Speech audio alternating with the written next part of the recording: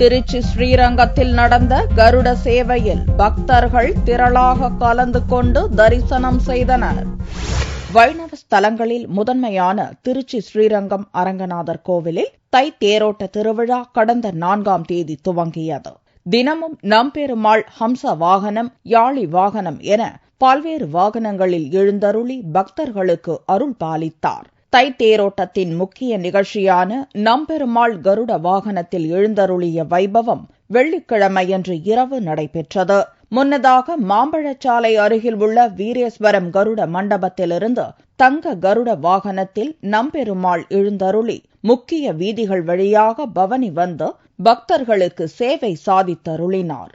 கருட சேவையை தரிசித்தால் காசிக்கு சென்று வந்த புண்ணியம் கிட்டும் என்பது ஐதீகம் என்பதால் பக்தர்கள் திரளாக கலந்து கொண்டு தரிசனம் செய்தனர். மொத்தம் 3 கருட சேவை ரொம்ப விசேஷம். தை கருடன், மாசி கருடன், பங்குனி கருடன். இல்ல தைல தங்க கருடனா வருவாரு. கருட சேவை சேவிக்கிறது ரொம்ப விசேஷமான ஒண்ணு. இங்க பெருமாளை சேவிக்கிறதுக்காக வந்தோம். ரொம்ப நல்லா சேவிச்சோம். இந்த விழாவின் முக்கிய நிகழ்ச்சியான தை தேரோட்டம் வரும் 12ஆம் தேதி நடைபெற உள்ளது.